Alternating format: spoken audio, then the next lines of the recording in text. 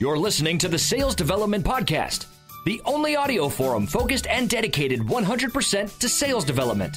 If you care about growing your skills and getting more new sales appointments, pipeline, and closed-won deals, you came to the right place. Subscribe to the show on YouTube, iTunes, or Spreaker, and be sure to go back and listen to all the episodes for the best strategies, tips, and tactics out there on running a high-performance sales development program. And now, your host, founder, and CEO of Tenbound at tenbound.com, David Delaney. Hello, everybody. Welcome to another edition of the Sales Development Podcast. I'm your host, David Delaney. Very honored to have you on the podcast today. I've got a couple of excellent guests today. I've got two, which this is the first time I had two people on the show at the same time, so I'm excited to see how this goes. I got Braydan Young and Nick Casale with Sendoso. How you guys doing today? Doing well. Excited to be here. Excited to be the first two guests on the podcast at the same time. Excited to be here. Thanks, David. Yeah. This is wild. I learned some new technical, tricks on Skype today. So thanks for pushing the boundaries, you guys. Appreciate that. So Braydan, we met a while ago, and I know your other co-founder, Chris. Braydan, you're the co-founder and the main growth guy of Sendoso. And Nick, you're the account executive, working with the clients.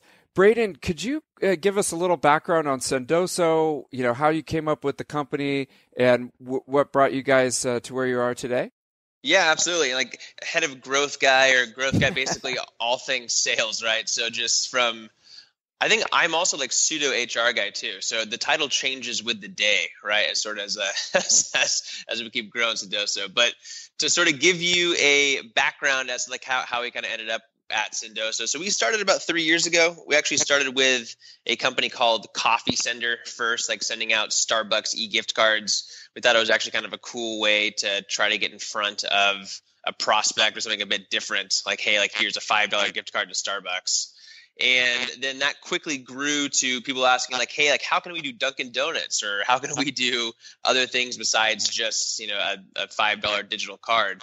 So we kind of went back to the drawing board, figured out a way to not just do e-gifts, but also to do like all types of physical things like swag, like wine, like handwritten notes, and have recently added things like, hey, like on-demand type stuff like cookies and cupcakes and anything Postmates are able to send. So it's been a really fun process to see the world of account-based marketing grow and to see, more and more sales teams incorporate different channels to try to get in front of prospects and, get in front of their customers.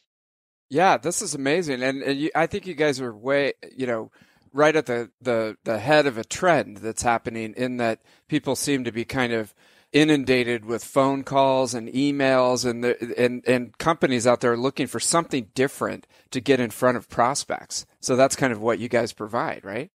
Yeah, absolutely. And as someone who's, been a sales rep for a while now, and talking to other sales reps, people in marketing for, pretty much every day, there's definitely a renaissance here in terms of schools of thought around how do we start to get in front of people.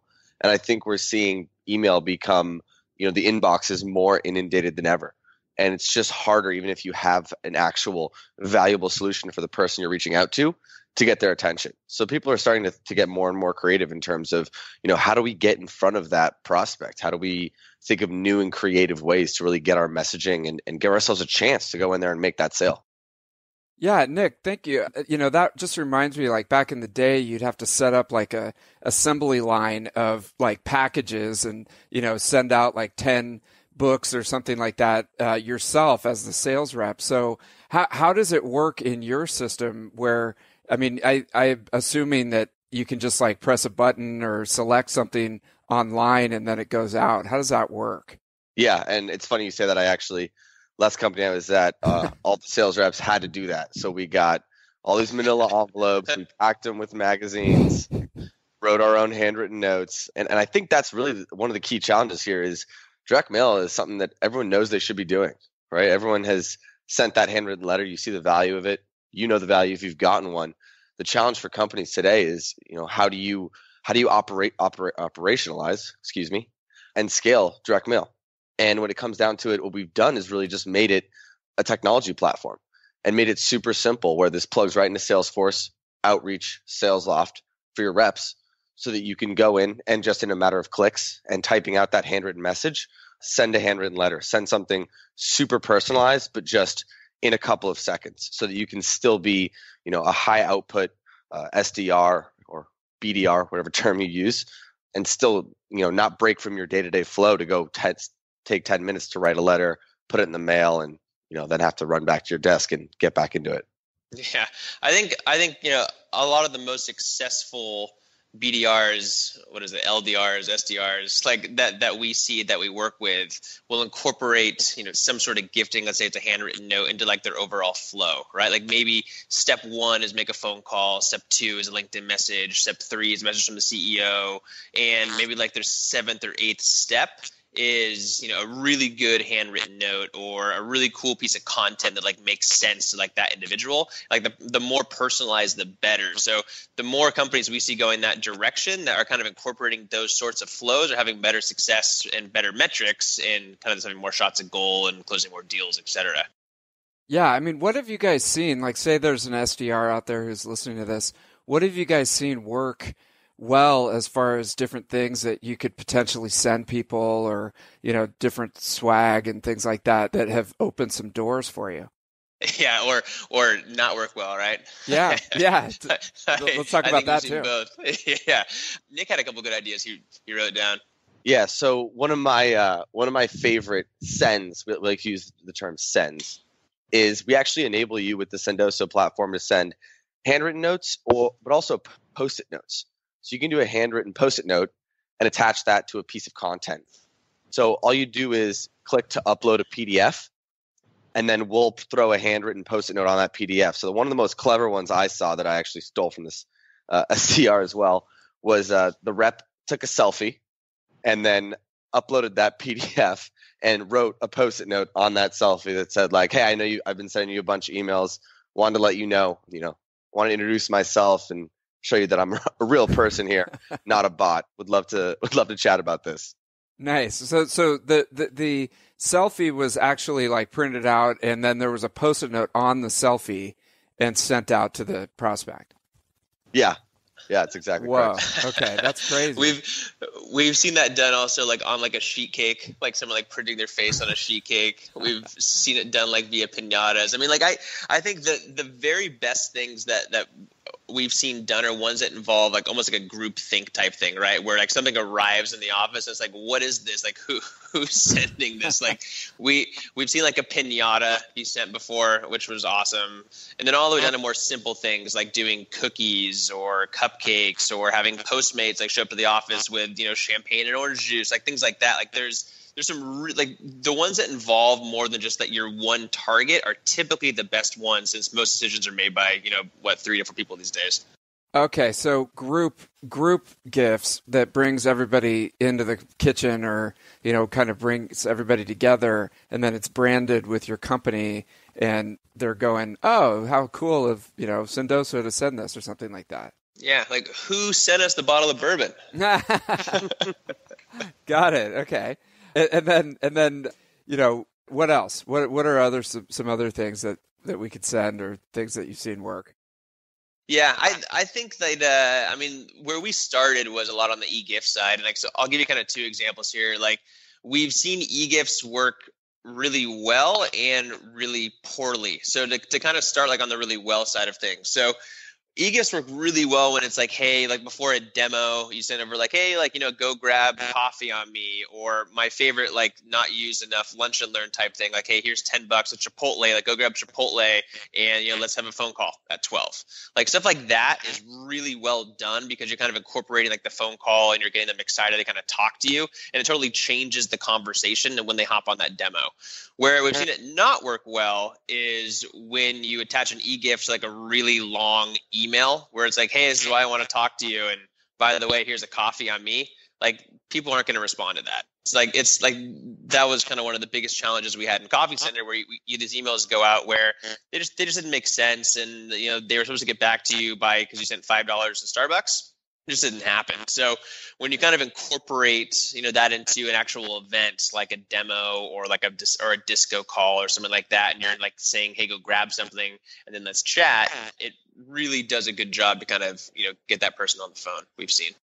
Okay. And I'm thinking maybe if you want to set up a live meeting, like it's kind of too late, but we've got Dreamforce coming up, and it's like you're trying to get in front of someone. Hey, let's set up a live meeting. Here's a $10 Peet's card. I'll meet you at Peet's, and you can use the card, and I don't know, something like that. I think that's a great example. Yeah. And you can also start to get smart about this in terms of Braydan used the Chipotle example. One thing I've done, and we have over 500 e-gifts on the platform. You can also get really creative here, sense of like, Buffalo Wild Wings, whatever it is that you can come up with that might be, maybe you can tie into some funny messaging too. But with the Chipotle example, like, you can go on Google Maps, see where their office is today and say, hey, notice there's a Chipotle downstairs. Thought maybe, you could run down and grab lunch on me today. Right. So starting to get smart about leveraging, the internet, leveraging all the other tools that you have at your fingertips and working this into your strategy and thinking about everything that you have that you can send as kind of a different tool in this sort of Sendoso Swiss Army knife where, you're trying to bang down the doors. Maybe one day, like one thing I've had a lot of success with is on a Wednesday, just send a coffee for no reason.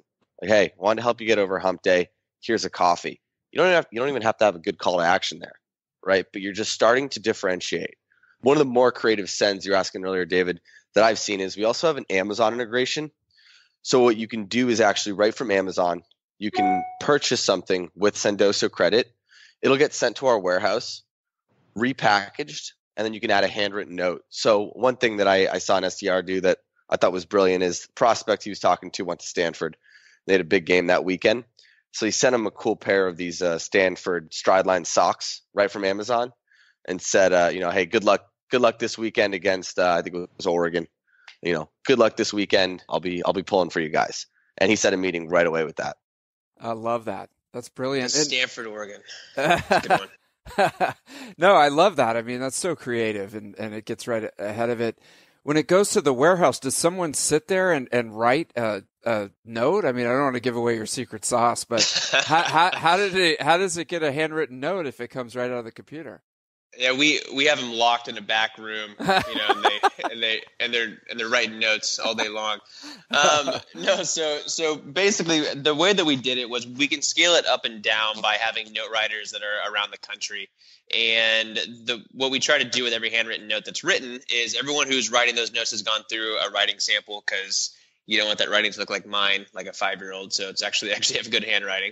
And then we try to pair a male with a male and a female with a female so the writing kind of matches. And then after that note is written by that person, it's essentially sent to whichever warehouse we're using for those sends. It's usually within like a half day to a day. So it's attached to that kit and then sent out. So it's a big logistical fun process on the back end, which is always cool to get it all together and then get it out to its end recipient.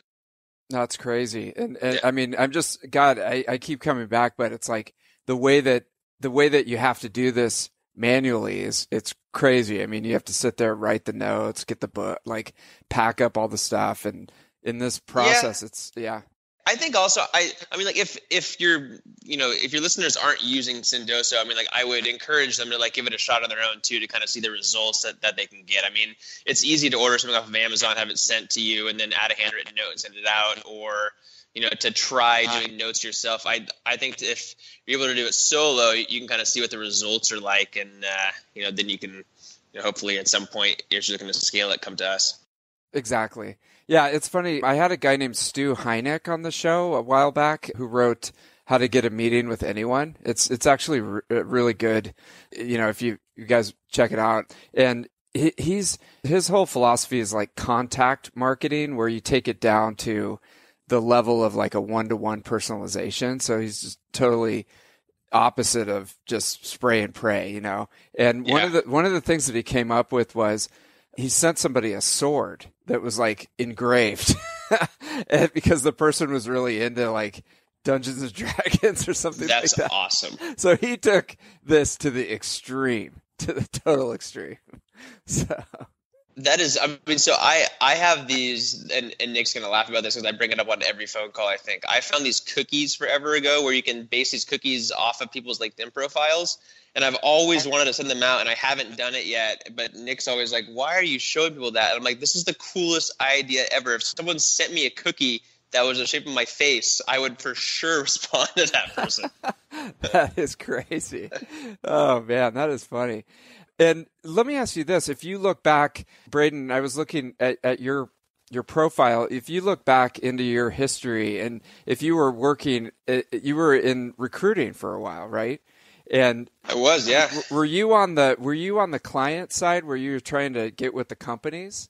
Yeah, so it was my job to kind of bring on the clients and then get the recruiters excited to kind of help me fill those roles that they had. Okay, and so that would be applicable as well to what you guys are doing now, really, because you were trying to get in front of people. Absolutely.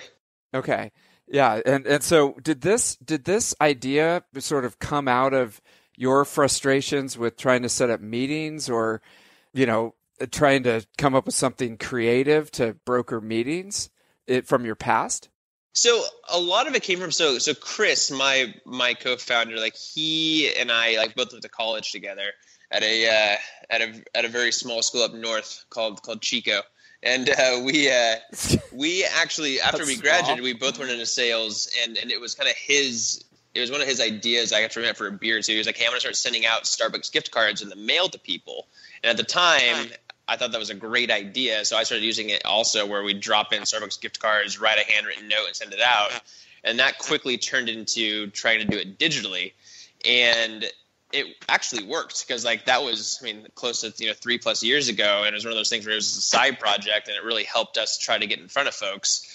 And that quickly became, hey, how can we do more than just Starbucks cards? And it was kind of going the direction of account-based marketing before that was really, really around. Yeah, I mean, how does it sort of play into the account-based marketing, movement that's kind of happening where people are using all this technology to try to break into accounts? I think the reason it does is because account-based marketing is all about being targeted, right? So rather than spraying and praying and having 1,000 accounts you're going after, it's like, hey, these 100 accounts I know are perfect fits for me. I just really need to set a meeting with the right individual. So by using personalization and gifting, you're able to hopefully build a relationship with that end person and then hopefully get in front of them to, pitch what it is you're trying to sell to them, or, the solution you're trying to give them to help them save more money or whatever it might be. So I think that's where we kind of fit in, is we're kind of the last step to hopefully, help you get the attention you need to help, get you to be able to pitch your product. To get your foot in the door. And how do you set it up, Nick, where, like, say you're going to tackle I don't know if you have a territory or you go after a vertical or something like that, but say you're putting together like your attack plan for 90 days. Do you select like a number of accounts and then go, okay, for these I'm going to send, Chipotle or something like that? How do you set it up? Yeah, I think that's a great point. And another reason that this really ties into the ABM strategy is because frequently with ABM, whether it's even, I think sales reps and marketing are starting to think about this really similarly, which is also a nice thing. I think with the advent of ABM is kind of bridging the gap between sales and marketing, starting to have something that everyone can work together on, where you've got your high value, accounts, which can be 200, it can be, for me, it's more like 50. And you'll send something that's a little bit more high ticket there, right? So with the higher ticket, tier 1 accounts, let's call it, I'll do something creative. And we talked a little bit about, bringing decision makers together. So one that I'm a big fan of there is, you can do something like sending a bottle of whiskey to your direct, whoever your contact is, whoever your buyer is, and then sending 2 glasses to someone else that is going to be involved in that conversation, and attaching a note that says, hey, hey, David, here's a bottle of whiskey. I sent Steve 2 glasses. Was hoping you guys could sync up today and discuss Sendoso a little bit more and see if this would help for your team. So Nice. You're starting to think about how you bring decision makers together with that outreach, rather than waiting until the last minute when you've already demoed the first person and they're like, oh, I got to run this by my boss. And you're like, all right, how do we get them involved? Starting to be proactive and think about, how do we get all the DMs here involved early and often, and thinking about this. And then, yeah, exactly to your earlier point of that'll be a tier 1. And then you break it down. You got your tier 2s. Maybe that's something where it's the selfie on a PDF with a handwritten Post-it note. Then tier 3s, right? I'm going to try to focus on maybe a little bit more e-gifts where I can do more volume. It's going to take a little less of my time to get those out. And, with that strategy, I could no problem be getting, probably 50 of these sends out a day and really see a super high response rate on that. Nice. And then how, when you're working with clients, where does the budget for this usually come from? Is it like the sales team gets a certain amount of money to send out these things, or do they have to go to the marketing department and get a budget for it? What have you guys seen? Yeah, no, that's a good question. So typically what we see happen is marketing and sales kind of attack this together. So marketing will kind of help out in the beginning, and we'll help them with door openers to try to generate some MQLs. And then sales typically gets involved with like their own budget, where they'll assign a certain amount to each SDR or to each AE for that month that they can use for e-gifts and physical gifts. So they're kind of controlling their own show. Like they can decide like which accounts should kind of get some of their budget is typically how we set it up. Gotcha. Okay. So you like, in your example, you'll sit down and go, okay, I'm going to attack this list. I've sorted it out, prioritized it. Here's my budget. I'm going to concentrate my funds, on the A accounts, and then, kind of go down from there. Yeah. And the other thing that some companies have started to think through here, I was actually working with Jake Biscar, who heads up sales dev at Rainforest, and he was talking about how this has become a little bit of a game within the SDRs, because what they'll do is actually where you budget this out per SDR. So you say, hey, everyone, you got $200, per month to go and get creative here. And so it's a lot more ownership over their business for the SDRs, which they really like, because you can get creative here. And what they'll do is say, hey, if you're able to set a meeting, an MQL, qualified lead, whatever you want to call it, using a send, we'll actually credit you back whatever you spent to go set that meeting, because that was, positive ROI. That was the goal. Okay. So you start to get a little bit of a gamification here. You can even tie this into spiffs a little bit. So reps are starting to get pretty competitive here internally and starting to share ideas, right? See who can get the most creative, who can come up with the wackiest send that really gets that, desired result and gets in the door. And at the end of the day, we all know that SDR can be a little bit of a grind. We've all done it. And, you're doing you're hammering the emails out, you're hammering the phone out. So this is definitely a great way to, break up the monotony a little bit and have some fun. I love that. That's awesome. And how does it work? So you said that are you in Salesforce, and there's like a window wireframe within Salesforce where you can press the button, or do you have to go to Sendoso to send it? How does that work? Yeah, that's the best thing, is that it's just a Chrome extension too. So you don't have to go run through the rigmarole with the Salesforce admin of getting something crazy set up. It's just a Chrome extension. You log in, and then it sits right inside Salesforce, and it's going to pull, if you're doing something direct mail based, it'll pull the contact info in, so you don't have to worry about retyping out the address or anything like that. And if it's an e-gift, it'll pull the email in. So I can do it all right from Salesforce. Other huge benefit is for teams that live in outreach, that live in SalesLoft, we plug right in there as well. So you can actually work this into a cadence, which is something that a lot of companies are starting to look at, is how do we think about, all right, touch 1, touch 2, touch 3, where do we want to work in maybe a handwritten note as part of our cadence, as part of that motion, with those sequences that are our tier 1s maybe. Nice. Okay. So it goes right into the workflow. It's super easy. What would you say? I mean, you probably already have mentioned it, but what would you say is the craziest send that you've ever seen? So I'll say mine, then I'm sure Braydan will have a different one. My craziest favorite is we had a company, Nutanix, that had custom Legos made. So their whole, pitch is kind of build your cloud. So it was a Lego kit to build your cloud. But the Lego guy was based off of the prospect's LinkedIn photo. Wow. Okay. So that was super amazing. Cool. Yeah, my kids would love that. Exactly. And it's something awesome that's, going to sit on the desk, and everyone's going to be like, where the heck did you get that? That's hysterical.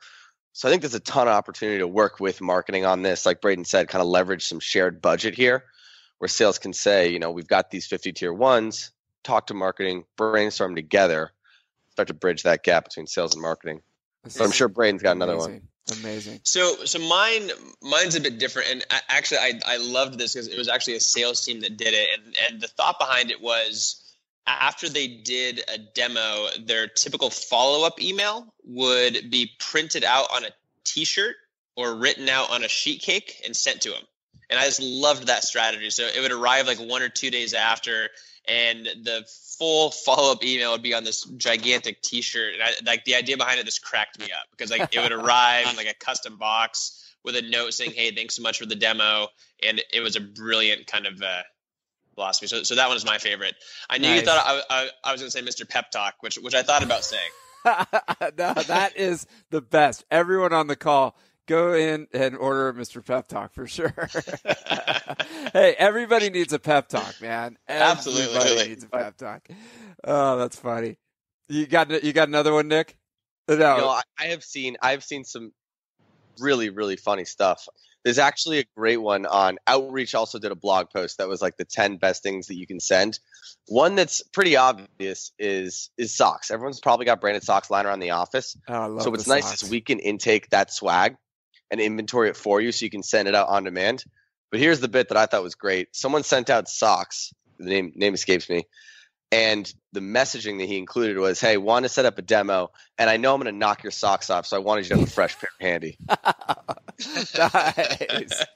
Dude, that's awesome. That's awesome. I hope that you guys aren't setting the expectations too high for the demo, though, right? Hey, Right. As an SDR, your job's to set it. It's the AE's job to go and wow them. Nice. So I think you do whatever it takes, right, to get that meeting. We've all been there. I love it, man. I mean, it's there's two things why I want to talk to you guys is it's getting harder and harder to set up the appointments. People are just inundated, like we were saying, with the phone calls and emails. And I mean, it seems like out there in the market, there's just people are desperate for some kind of creativity, which is exactly whether you use Sendoso or not. That's something. Creativity is free. You just got to, come up with something, use it, stay within budget, and then if you want to scale it up, look into a system like yours. So, well, and I think that's what it's really coming down to is whether you do or don't use Sendoso, companies are realizing that you've got to get creative today. There's just no other option. It doesn't matter how strong your value prop is. You're not giving yourself a chance if you're just sending emails and just doing phone calls. Jake at Rainforest, I mentioned earlier, he was on Predictable Revenue actually podcast, and he used the word irresponsible to refer to if you're just doing email. And I thought that was actually, pretty well said. It's like if you think about when email became popular and people were just sticking to phone and saying, we're not going to do email. That's just irresponsible. You're not leveraging the technologies that are available to you to go and do this. So I think whether it's Sendoso or not, I've seen, the SDR team at Terminus, which is great, who doesn't even use Sendoso, they send videos. So the rep will record a video of themselves pitching on the screen saying, "Hey, would love to chat with you." And they'll send that over. And I thought that was fantastic. So I think it's not about, ideally use Sendoso. We'd love to work with you. Of course, I think it's a great tool, but it's just about starting to get creative here and think about how do we go and set these meetings in new and unique ways that really get people's attention. Exactly. And I think a lot of it is just, hey, it worked, like email worked, 5 years ago, and it's kind of lazy in a way in that you could say, okay, at the top of the funnel, I sent out 10,000 emails, and then there's just some percentage of those get open and engaged with. And it's just, you can do sort of a math equation, but it's almost like, the top of that funnel is shrinking because you have to be a little bit more customized in the email. And then eventually the result of that is going to 0% because people are just not responding anymore. So it's like, what are we going to do? Yeah. And I think that's why I like to use the term, sort of the renaissance of direct mail, the renaissance of the personalized sales outreach, where I think that if you go back to sort of, there was the golf course age, so to speak, and then everything sort of quickly, that pendulum swung to online very quickly. And I think the winners of the next 5 years, 10 years here are going to be the ones that can bring it back to a level of personalization and, the handshake, so to speak, but still within the constraints of realizing that, everyone's working from different geographies. So, how do you go and make that impact and still have someone walk away feeling like you've built a relationship there, you've really wowed them, you've impressed them as a real human being, but within the constraints of what is the reality of today. Yeah, exactly. It's almost like the analogy that I heard is the Iron Man, where you've got the technology and, Jarvis is there like when you need it, but there's also, you have to have the human as well. And it's like we swung too far over to just the technology, and I think we're seeing the repercussions of that. But Braydan, absolutely. Yeah. I mean, like in order to build that relationship, right? I mean, like as Nick said, I mean, like no one likes to be sold to or like have something kind of jammed down their throat. But like when you have a relationship there and that person on the other end can actually trust you as someone who's trying to help solve your problem, then I think like the whole conversation changes and you're not selling, you're more effective. Like you're building a relationship and you are, helping that person, be better in their own job. Yeah, and you made me think, Nick, that I don't know how golf courses are still surviving. Like I run out on Harding Park here in San Francisco in the morning, and it's empty. And it's like the golf industry has got to be dying, because who's got time to walk around for 18 holes? Back in the day, you take somebody out. The account-based marketing was like, you go play golf, you have some drinks, you eat, you spend the whole day. It was like Mad Men, episode. But now it's just like bits and bytes and boom, boom, boom. Nobody's got time for that anymore. So it's interesting point. Yeah. Well, good. Well, dude, this has been great, you guys. I appreciate you going in and answering all the questions. I'm genuinely curious about what you guys have been working on, so I appreciate you walking us through it. Obviously, Sendoso.com. How do we get in touch with you guys? In case people want to learn a little bit more about it. We've got complicated email addresses. Mine is Nick, Nick, at Sendoso, and Braydan is Braydan, right? Yeah, that way. Or I mean, there's always, if you go to the site, and just there's hello at also, so they all work and they all come to us. Very cool. All right. Well, hopefully, you'll get some door knockers on this one, and you guys will be able to set up some meetings. And I appreciate it again. Thanks for coming on the show, you guys. Thank you. Yeah, thanks for having us, David. A lot of fun. Thank you for listening to the Sales Development Podcast, the only audio forum 100% focused and dedicated to sales development, with your host, David Delaney. Please be sure to subscribe to the show on YouTube and take a moment to leave us a review on iTunes. Your support makes our show possible. If you are struggling with your sales development program, contact us at tenbound.com for a no-obligation exploratory call. Again, that's tenbound.com.